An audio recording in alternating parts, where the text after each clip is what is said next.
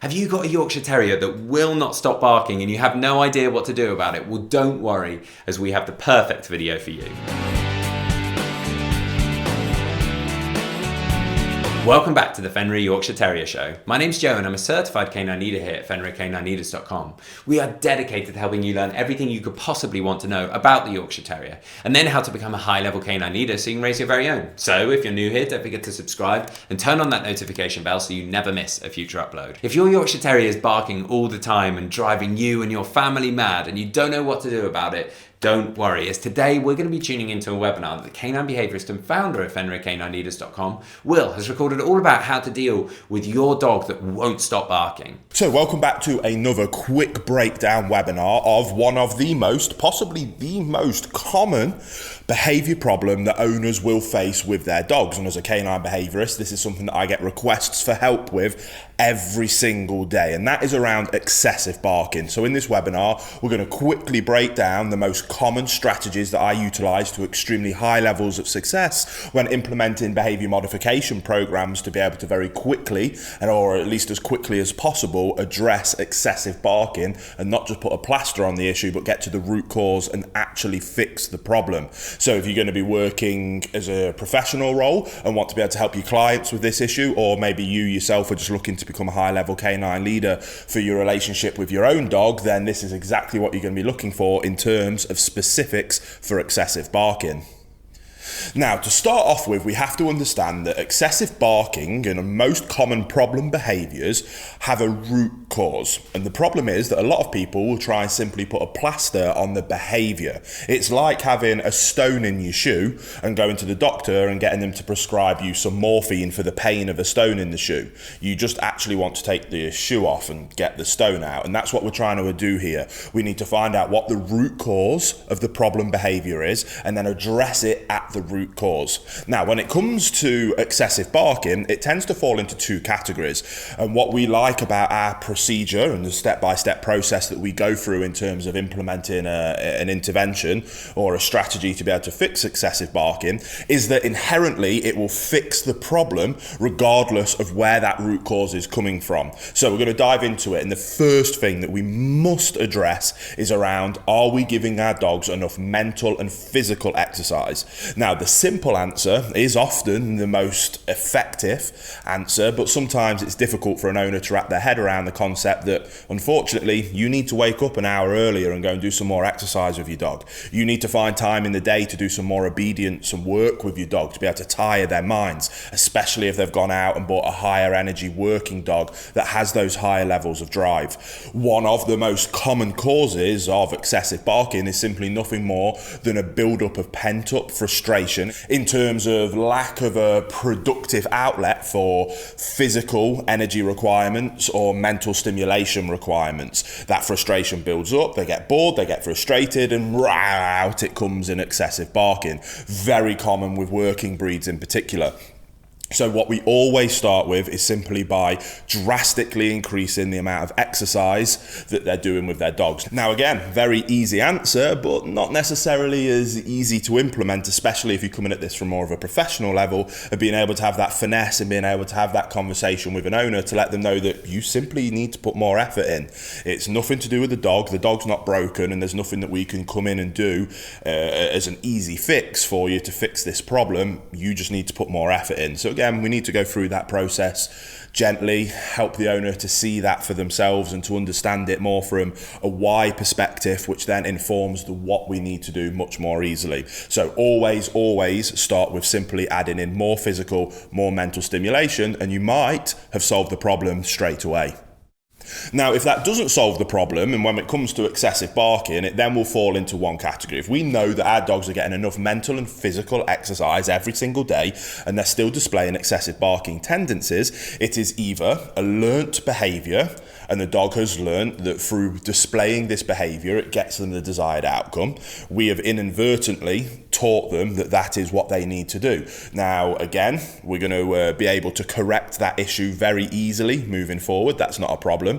The other one is simply we might be more of a breed-related issue, and it's something that the dog does naturally. Looking at certain shepherd breeds, for example, or guardian breeds, it's very innate for them to want to bark a lot.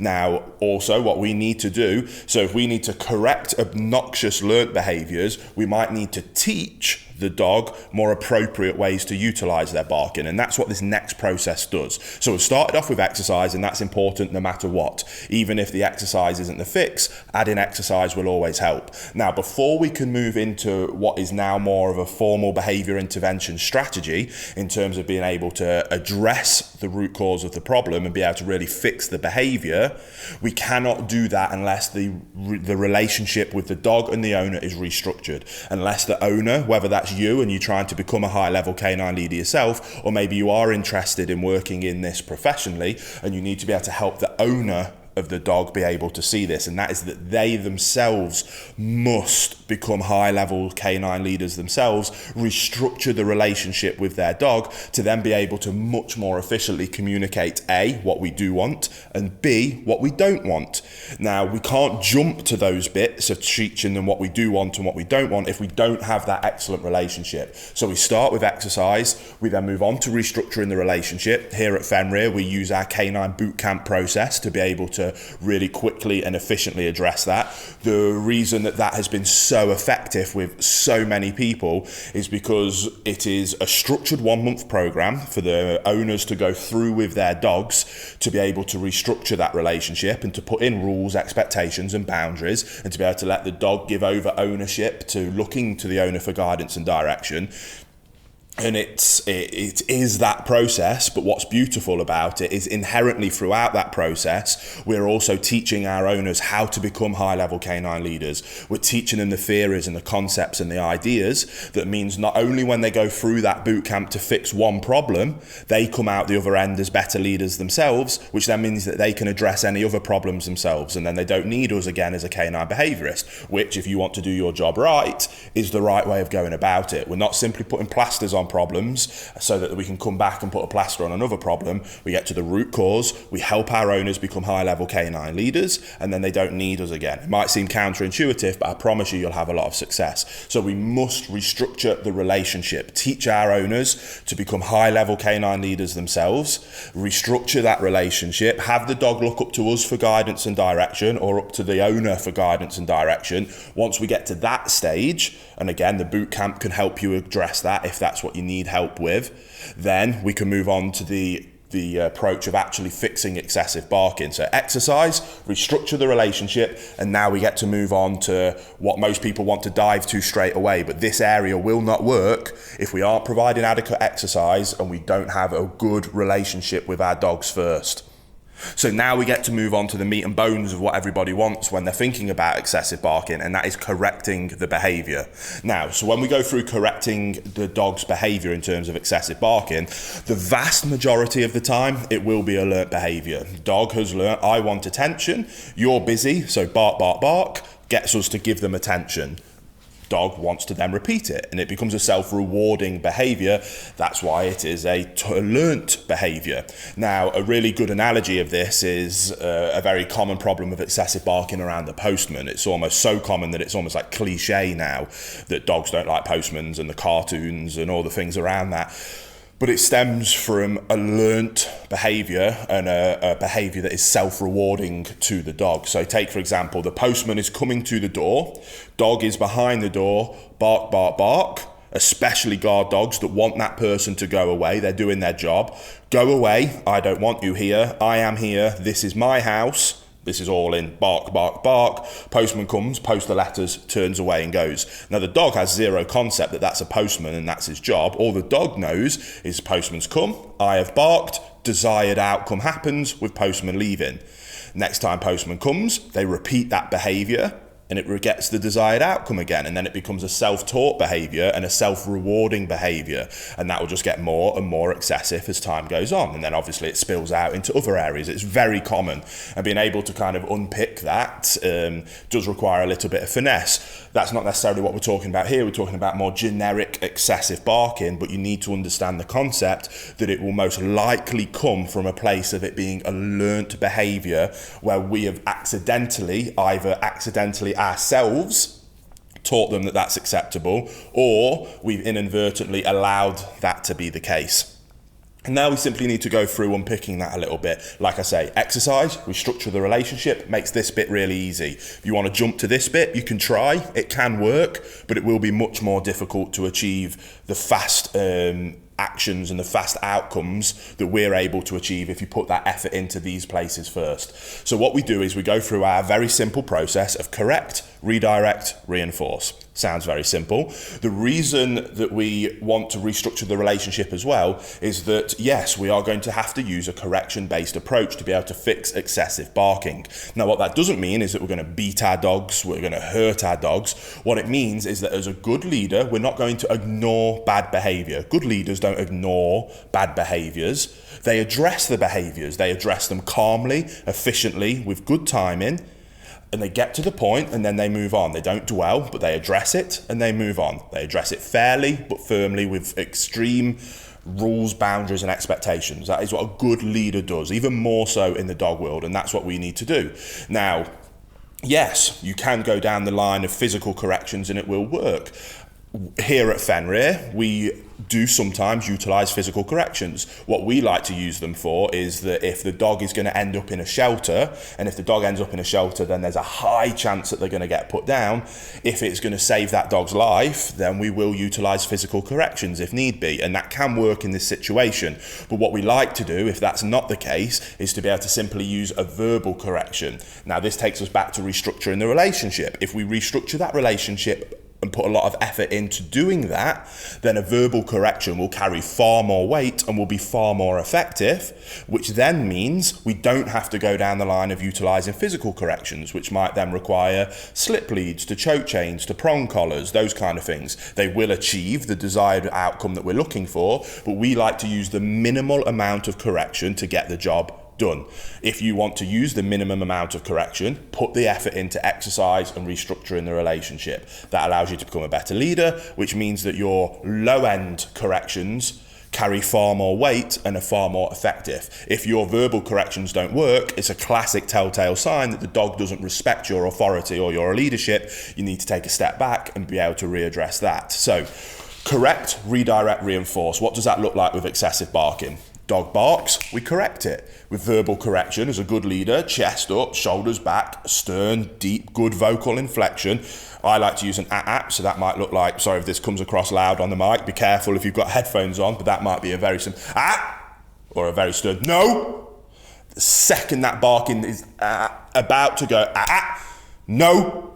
Again, we make it very clear what you're doing is not acceptable. Now, if that doesn't work, and we've got a case where I am going to send this dog to a shelter if I can't fix this right now, I've been in that place many times of helping people in that exact situation, then I might utilise a tool like a prong collar, and that vocal inflection, it might be an no and a snap on the prong collar to really be able to help them. Again, I know a lot of the positive only people don't like that principle, but I specialise in what we call death row cases, where this dog is going to get put down if we do not address this right now. So utilising a tool like that can very much save that dog's life, and it does work. Now, again, I don't want you to be lazy and jump straight to that by skipping the exercise and the restructuring of the relationship. Do that thing first, and then hopefully your vocal inflection and verbal correction will work fine. So you've corrected the behaviour. The second the barking goes, time in instantly. Then what we need to do is we can't just tell them off and then not tell them what it is that we do want from them. It's yin and yang. That's why we call it balanced training. We need to let them know what we do want, and we need to let them know what we don't want. So we've utilised our correction to let them know what we don't want. Now I want you to go into a sit, stay and wait. Quiet, calm, good manners. So sit, stay, and we might wait for 1 second. And what we're looking at teaching the dog is that if you want something, you get that through being calm, quiet, well-mannered. So sit, stay, wait. Yes, good boy, good. And we reinforce. Correct, redirect, reinforce. That 1 second can then become 3 seconds of waiting quietly with good manners, then 5 seconds, then 10 seconds, and then 20 seconds. If you put exercise in, if you restructure the relationship, if you are good, calm, and consistent with correcting that behavior every time and then redirecting and reinforcing the desired behavior, the inappropriate behavior will decrease, the desired behavior will increase, and over time, and very quickly, if you implement this properly, you will have a dog that will stop excessively barking and will start to demonstrate calm, relaxed behaviors because they are seeking the desired outcome, which is looking up to you for guidance and direction because you've restructured the relationship and doing what it is that you want from them. And now we have that good relationship, we can clearly communicate that through correct, redirect to the desired behavior, reinforce. Now, what we also can do when it comes to excessive barking is that we're correcting the bad behavior and redirecting them to the desired behavior, which is calm, good manners. What we can do, and what so many people make the mistake of doing this, is I guarantee you might think that you've got the most annoying dog in the world with excessive barking behaviours. That will still probably be a small percentage of the time of that dog's day-to-day activity as him actually displaying that behaviour. There'll be lots of opportunities where your dog is being calm, quiet and well-mannered. And we're going to skip correct, redirect because they're already there. We're going to be conscious and we're going to be proactive and preemptive and go and reinforce those behaviours. So not only are we correcting the bad behaviours and redirecting it when the bad behaviours happen, but we're also going to on top of that reinforce when the good behaviours are there anyway. So if the dog's lying down and being quiet, rather than us using that as a time to be, oh, finally the dog's not being a pain, I'm going to go and do this thing, you're going to go and say, thank you dog, good boy, yes, here's a treat. And again, over time, undesirable behavior decreases, desirable behavior increases. As the undesirable behavior decreases, you have to use less and less and less corrections. And then we can get to a point where we do live positive only and reinforcement only. But you can only get there through a balanced approach of leadership and then firm rules, boundaries and expectations. So get out there, start implementing those processes, and I promise you, if you do, you will be able to address excessive barking with incredibly high levels of success. It's just the question ultimately is, are you willing to put in the work? Because nothing is easy. You got this problem because you didn't put the work in originally, or your client didn't put the work in originally. So we need to be able to get them to understand that without upsetting them. We don't have to go in and be nasty or horrible about that, but we need to make them clearly understand that and then be able to move forward to get to that point of a wonderful relationship with their dogs where they're happy, their dogs are happy, and ultimately we're keeping them out of shelters and not being put down. So go put the work in and I promise you, you'll have a lot of success. There you have it, guys. Some really useful tips and tricks from Will there, all about how to deal with your Yorkshire Terrier that won't stop barking. I really hope you enjoyed today's video. If so, get involved in the comments down below as we would love to hear from you. Don't forget to subscribe and turn on that notification bell as we have 3 dedicated videos coming out every single week. So I can't wait to see you in the next episode of the Fenrir Yorkshire Terrier Show.